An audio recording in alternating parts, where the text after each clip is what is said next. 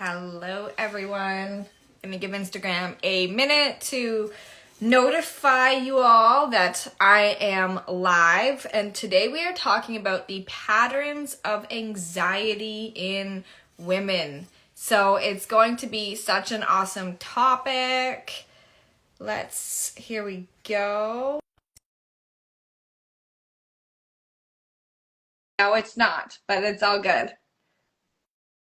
Maybe.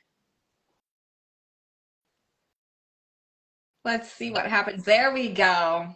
Hello. How are you? Oh, and we're gone. Hold on. We gotta try and bring this back.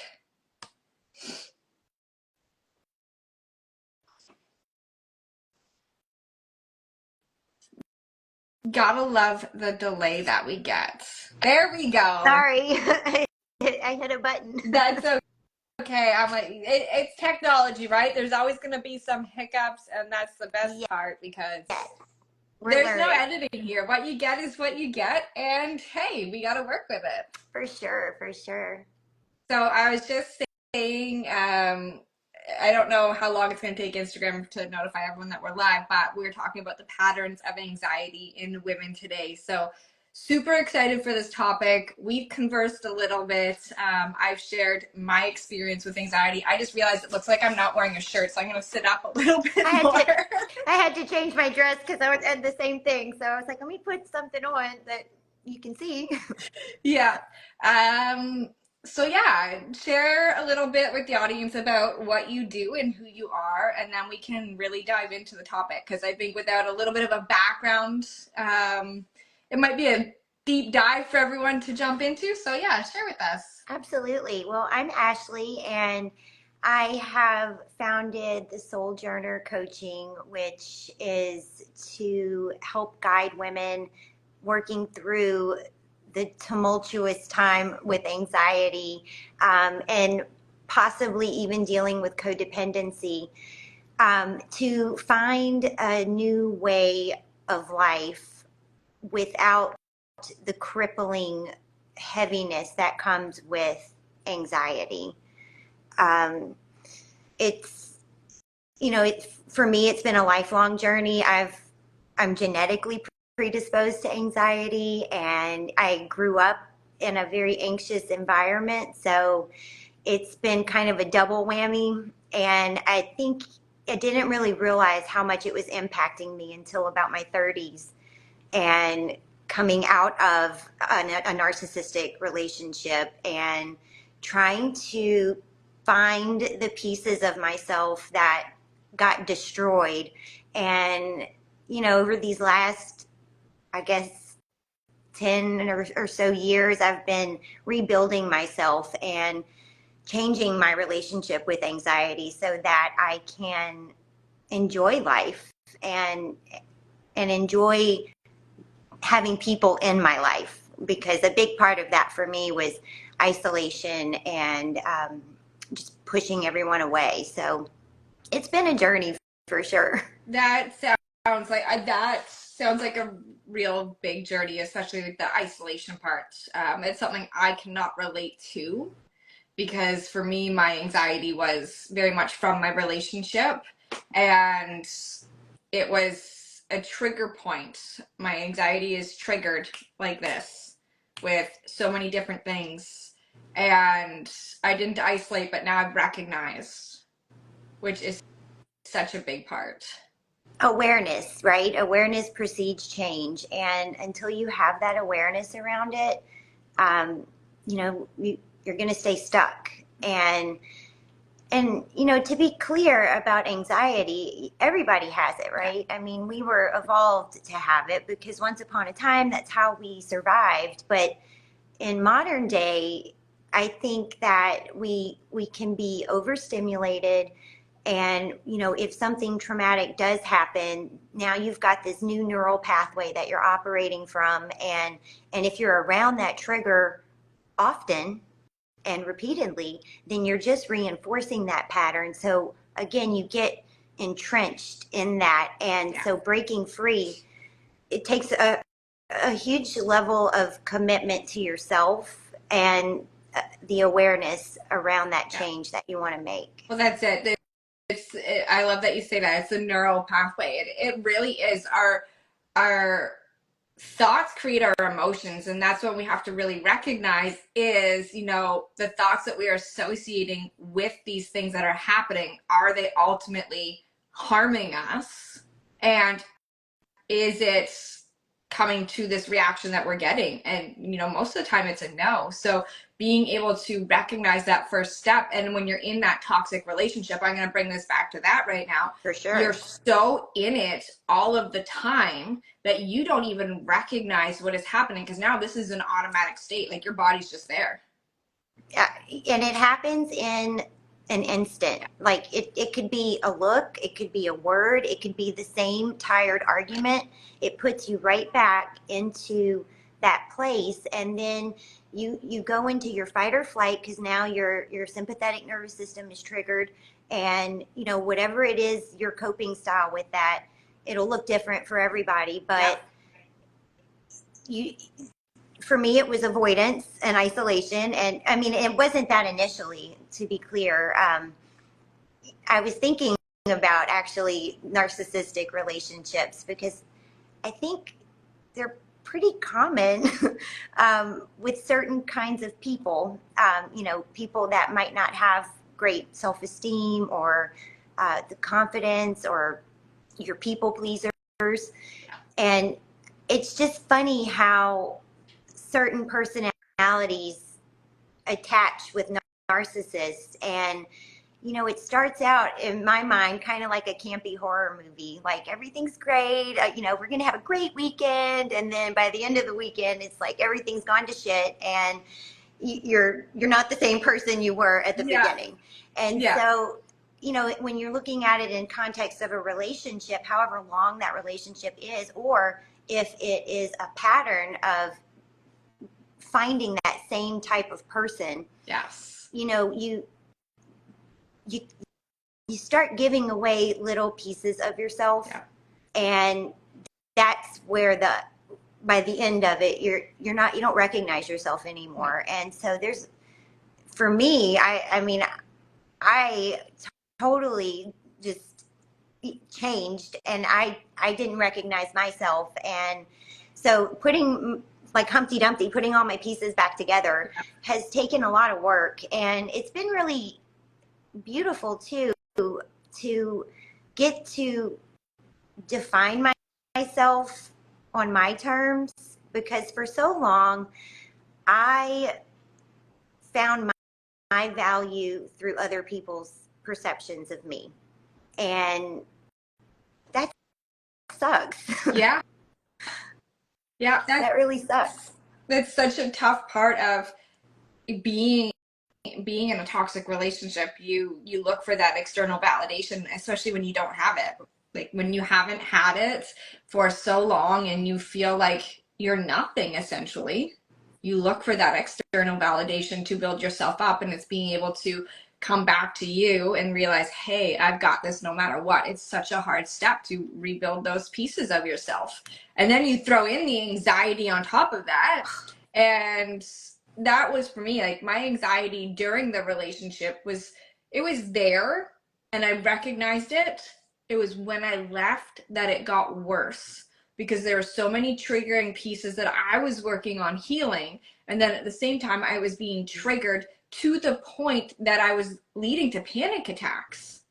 And that's a piece that I think a lot of women can resonate with, but don't maybe recognize it's happening. I wasn't expecting it at all, and I knew what was happening. So for those who were around me that were close to me at the time, they didn't understand. I'm like, I know what's happening right now. Like, my nervous system is shooting all over the place, so many pieces. I was in fight or flight for so long. My thing was flight. I was out. I was gone. Done. Like, if littlest thing triggered me, I'm like, I'm out.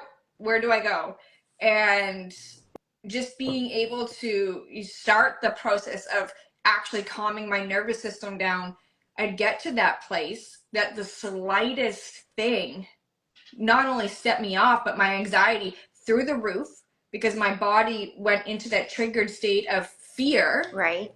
that it was instant panic attacks and like shaking and couldn't breathe. Yeah. Panic attack. I remember one day I was going shopping with my mom and my aunt, and it was like the dumbest, like somebody asked me a question, and I was trying to walk out the door. So basically I was trying to do two things at once. Something that small. I I had a full on panic attack right there in the doorway. Like couldn't even do something so simple. So yeah, it to say it was crippling. I totally get where you're coming from, and I think a lot of people that are in this space right now can relate to that as well. And so, when you're starting to redefine that relationship with the anxiety, with the panic, especially in a panic moment. And I still have to do this now. Like for me, this is a lifelong work. But when I start feeling my telltale signs, and for me, it starts in my stomach. It starts with that it's like a pit and it's just a ball of nervous energy, and then I feel my heart rate going, and then I start breathing, and then so when I get to the breath, the shallow breathing, that's when I have to bring my awareness to what's happening. What is my body telling me? I need to get myself back to a rest and digest state. So what I do right in those moments is I close my eyes, I take the biggest, slowest breath I can, and then I really prolong that exhale, and I open my eyes and I look around, and I tell myself I'm safe. I'm not in danger. I am okay. I'm going to be okay. And I still find myself having to do that. And I think it's a good starting point to learn when your body starts talking that you need to stop and listen. Yeah. It's for anyone who's listening in and has experienced this, it's not something that just goes away, but it's something you learn how to handle when it comes up so that it's not taking over your life. For me, it's like a tightening in my chest, and it's that same ball, but it's in my chest, and I just instantly can't breathe and I can't catch my breath. And that's what leads to the panic attacks, right? Yes. Like, and it's being able to breath work. You said deep breath. That's breath work is what I come back to. I actually went and got certified in breath work so that I can bring that level to the women I work with, because it is such a great piece for the nervous system. And before I'd even left my marriage, I was seeing a therapist, and she basically reiterated so many things that I had already known, but she brought it back to breath work. She's like, when you're feeling those moments, pause and breathe, and Yes. it brings your body back to a state of, okay, I am in control, and it brings your nervous system back to that state of, okay, we are safe. She is in control, we are safe. And it's just such a simple step that can be done anywhere, Anytime, anywhere, and you can do it discreetly. I mean, it's the breath. I'm like you with the breath. Once I discovered the power of it, and it's cool because I mean it's something we all do, like not even thinking about it. But when you can put the focus on that, it takes your focus off of everything else. And with the breath, I'm sure you're aware, just the vagal nerve and how it just settles it and brings you back to a state of equilibrium so that you can get your wits about you and tell your mind to shut up. Yes. and then talk yourself through it so you can get through those moments. And the more well versed you get with it and the more practice you do with it, I find one, I get through the moments a hell of a lot faster than I did at the beginning. And telling my mind, the mind is something else, but telling it to be quiet, thank you for alerting me to something, but I'm good. I got it. Yeah. It happens less. Yeah. So, and the severity has diminished over the years. So to whoever's listening, there's hope. That's it.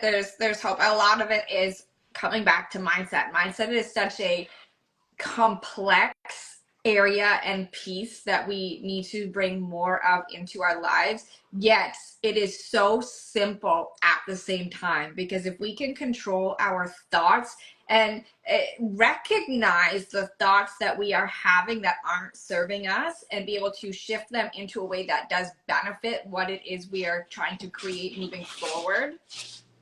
Sorry about that. Okay. The more we're going to be able to take back that control.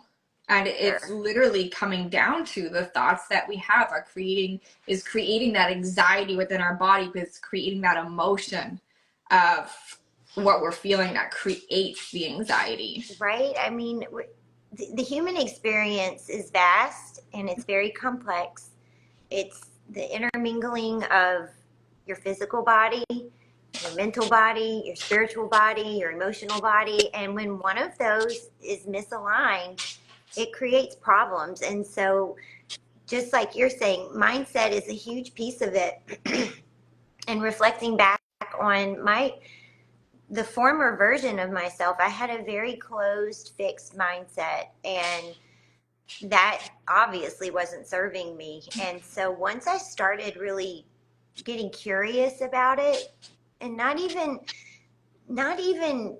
trying to change anything at first, just being curious about, why do I feel this way? Why is negativity the first thing that pops into my mind?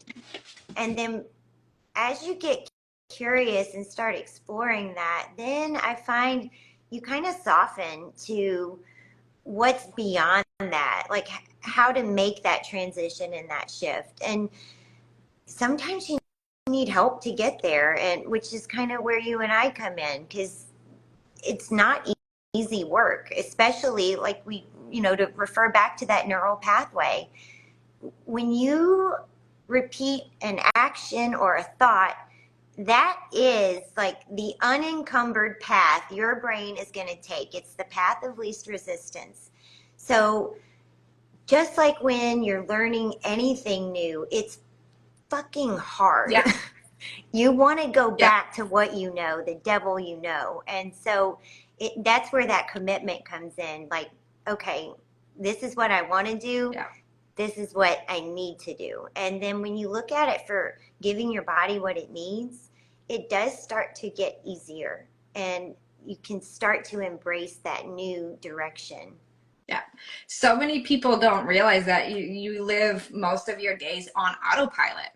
It's a series of patterns that you're so used to doing that it just happens automatically, that now you become a certain way of thinking because it's on autopilot to go this way during the day, and the slightest little thing can trigger you and set you off, whether regardless of if it's not anxiety, anger or happiness. All of these pieces are fueled by the pathways in our brains.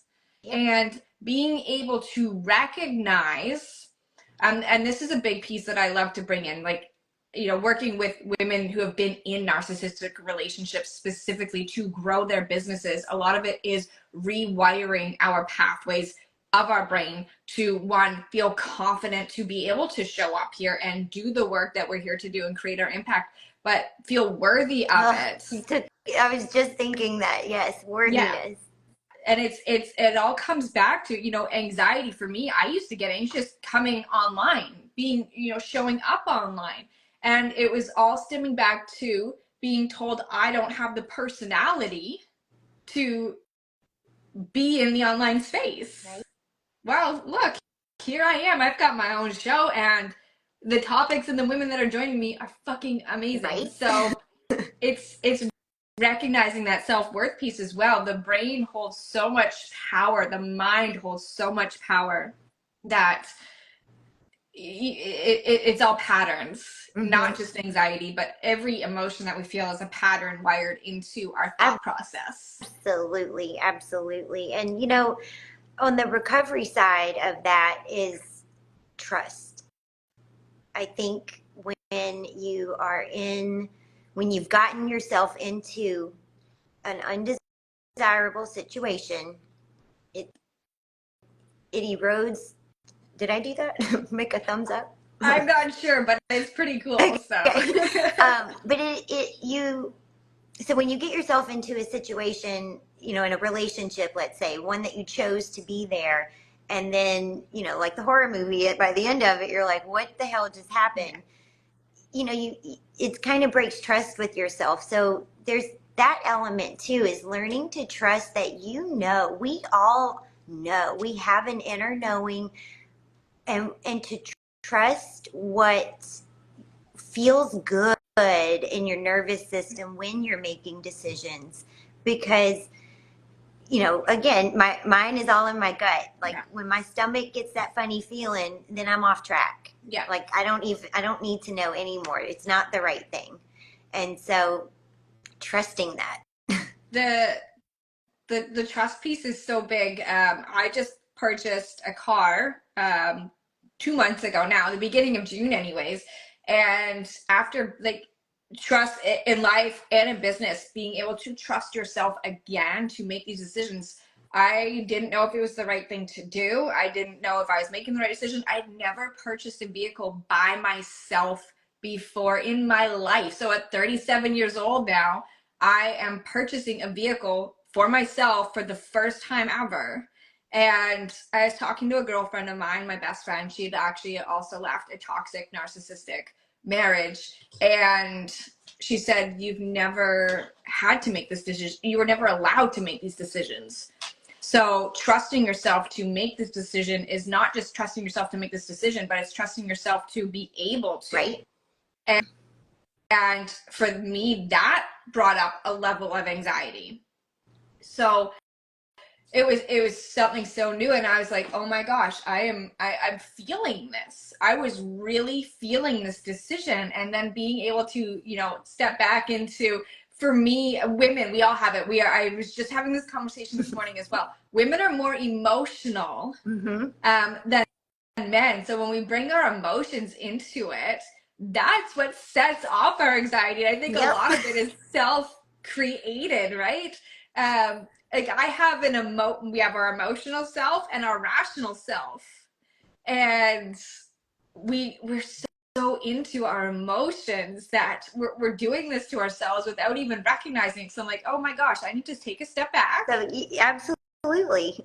and see what's going on, and look at, the rational side of things. Stop getting emotional about it. Let's, rationally look at this. I don't need to have a panic attack right now. It's a car that I haven't even bought yet. Exactly. And again, that's doing something new, and it's unfamiliar, and it can be scary, especially, the car buying. Congratulations, by the way, on doing that. That's amazing.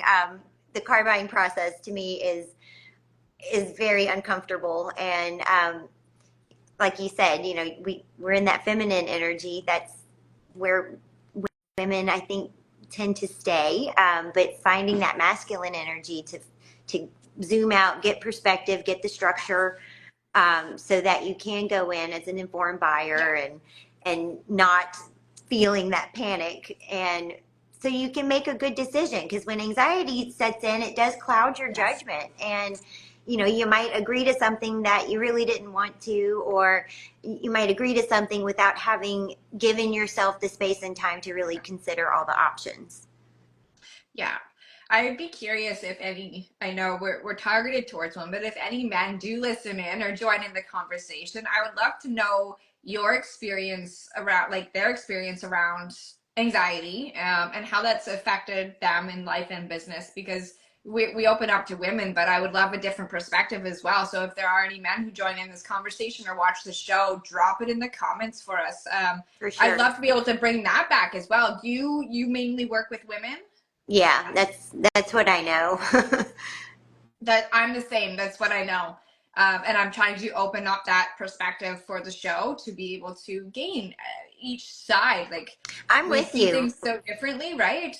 Being able to see each side, and we know what we experience and how we experience, and we know why we experience. Well, now what does the masculine see? I would love to hear that side of everything as well. I'd like to know that perspective Yeah, too. And narcissism isn't exclusive to men. right. There are women that do that, and there are men that do fall into the same, that same empathetic. You might have somebody with more empathy or that people pleasing tendency that can get sucked in just like anyone else. So to get the flip side of that would be, I think, helpful and Yeah, enlightening. I would love that. So, men, if you are listening in, let Tell us us. know. We want to know. Yeah, we want to know your perspective. So when it comes to your work, not to completely now change the topic, but I'm going to sidestep a little bit. What are the patterns that you see with the women that you work with? So I'm still pretty new to this, and I'm speaking a lot from my experience, but what I'm seeing as a trend with some of the people I've been talking to is um, feeling stuck, feeling like they don't have a voice. Um, and then a lot of commonalities is that the physical manifestation of anxiety. Like, I'm waking up with a racing heart in the morning, or I can't catch my breath, or something's wrong with Mm-hmm. me. It goes back to that, thinking something's wrong with me.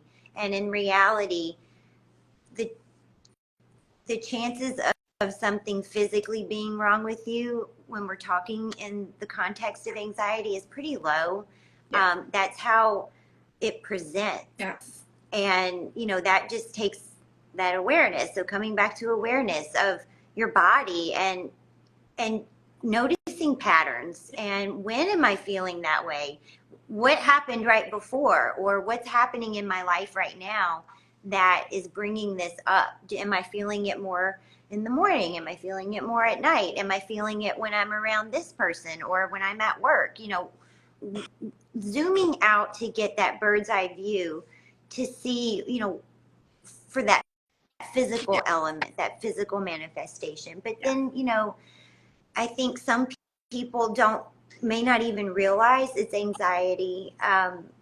When looking at behavior, if you are people pleasing, or if you do find yourself not wanting to socialize or engage for whatever reason in your head it may be, that uh, approach that with curiosity. Yeah.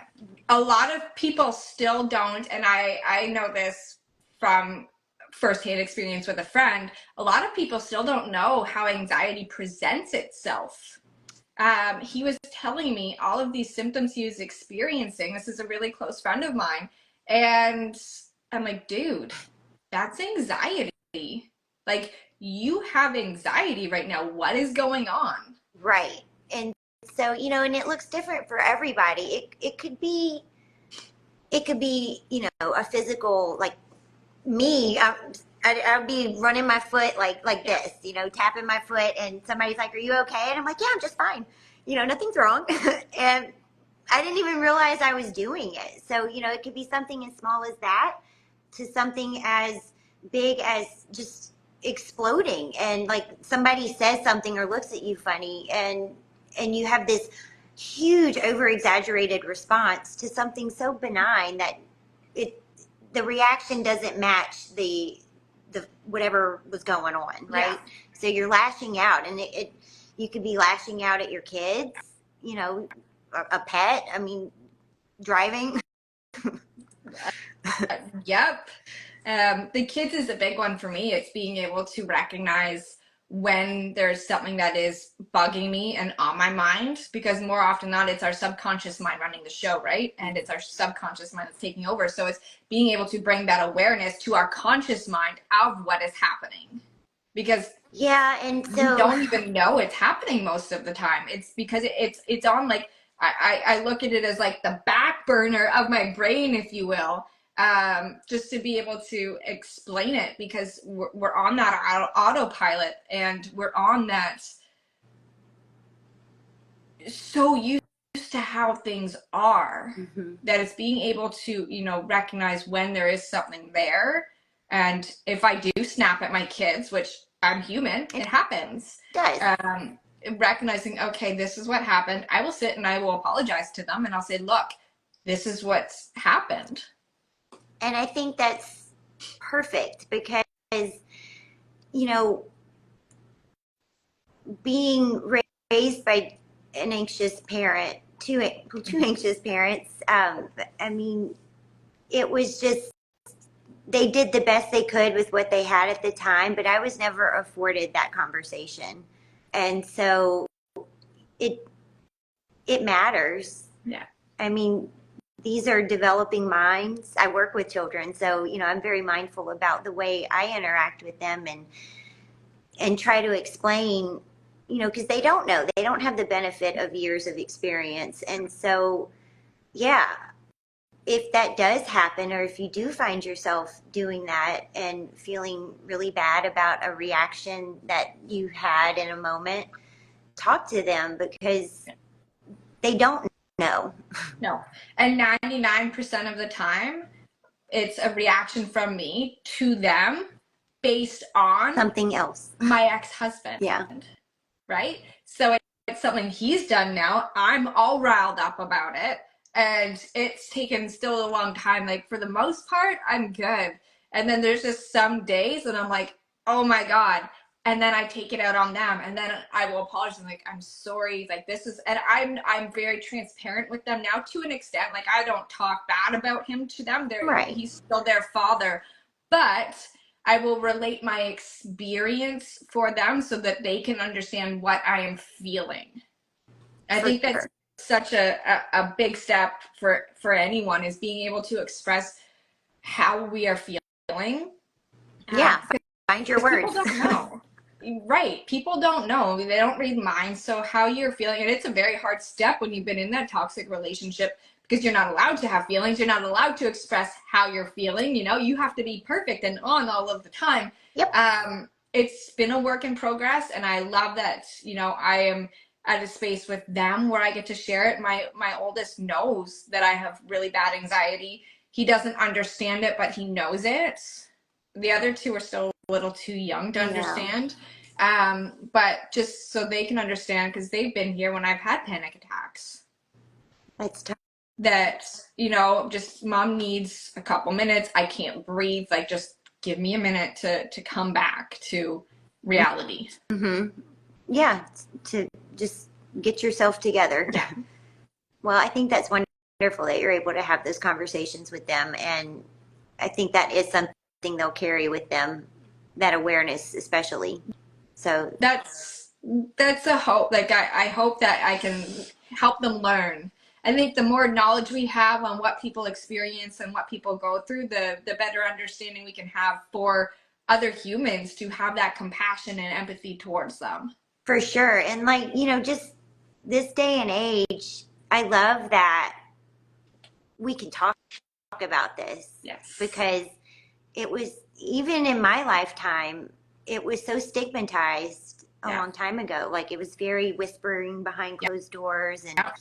And now, we are all having a human experience. And nobody really knows what they're doing. And, some people, it might come more naturally to them, but that is very few and far between. We're all figuring it out as we go. So let's stop hiding. Let's stop shushing the conversation, and let's talk about it, because we all have the same feelings. I guarantee you. We're in a society today that is bred for anxiety.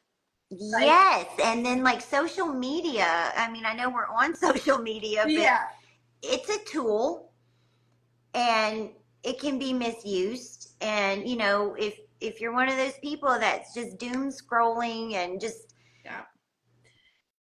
that's, it's funny pull we bring away. up the social media, because growing a business in the online space, you see a lot of glamour and glitz and all of these good big pieces. And I want to, part of my platform is being able to call that out. Like, we have real life things that go on behind the scenes. It's not just all these beautiful pieces. Even on my page, like, these are the things that we go through. This is what I have experienced. this is what it's taken me to get from where I was to where I am. And I want you to see the raw. This is, what the big purpose of this show is, to show the raw, the vulnerable side of our lives, and recognize that real conversation, and that, we're real people and real things exist in life, but we get to come out the other side as well. Yeah. And here's the tools and the tips and the tricks to help get you there. Like, that is the big purpose, because you can get stuck doom scrolling and comparison and, Oh, all the of these things. comparison. Yeah.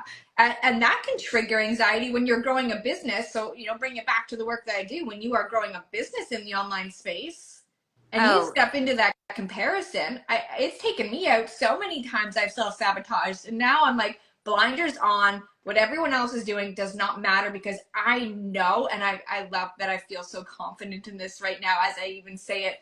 I know what I am creating, and I know where I'm going, and it is so much bigger than any of the comparison pieces that I've seen. I'm like, oh, you're making $1 million years, good for you. I know where I'm going. I'm yeah. not that person. I'm doing something so different that I'm not going to compare myself and then dim myself down. No, no. And, especially like in the space we're in, it's not glitz and glamour.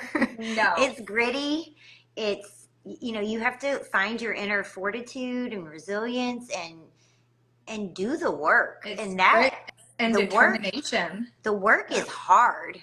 And if you surround yourself though with the right people and have that community and that support, it doesn't have to be hard.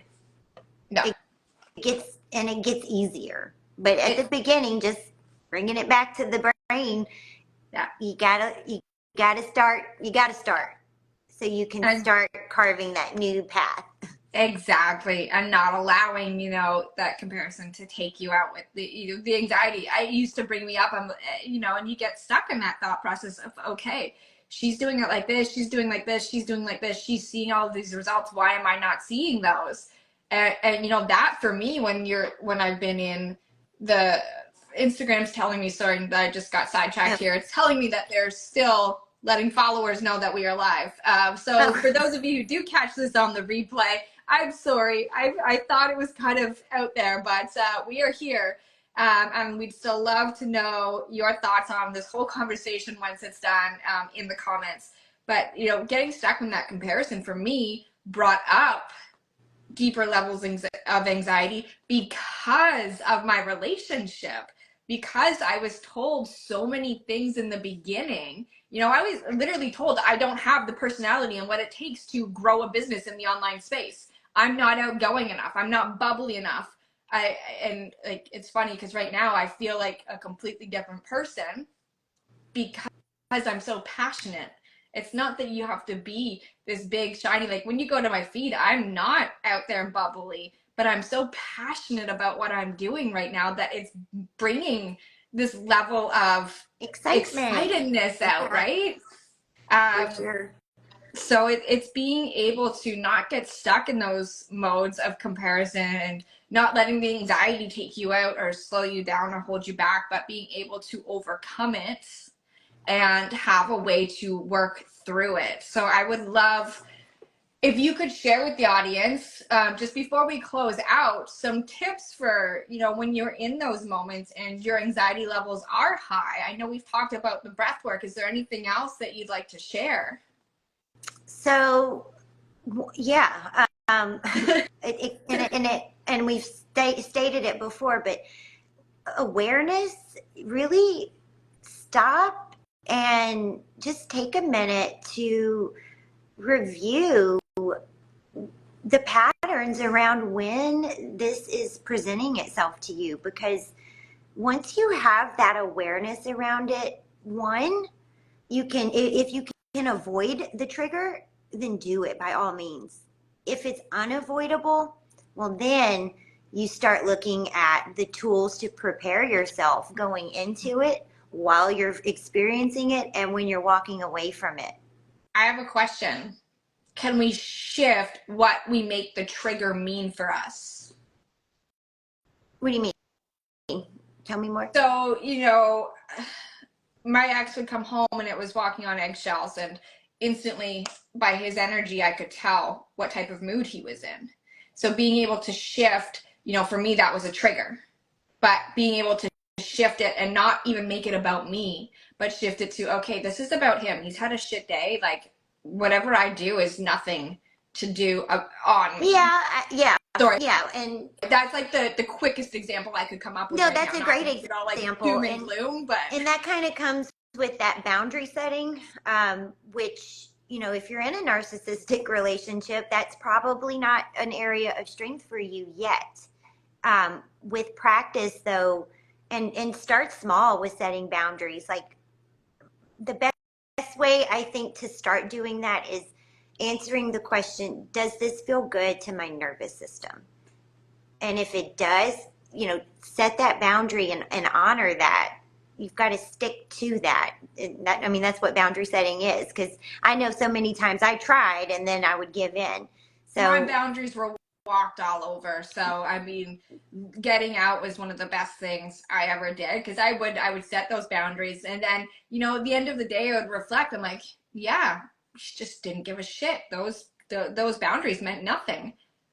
So, and then that just surrounding yourself with the people that build you up and support you, not the people that you have to work so hard to get their attention. So again, awareness. Yes. Who is around you? How do you feel when you're around them?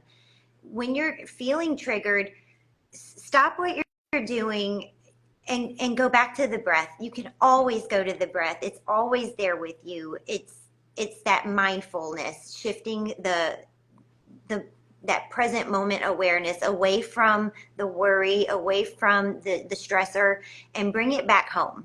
Bring it here.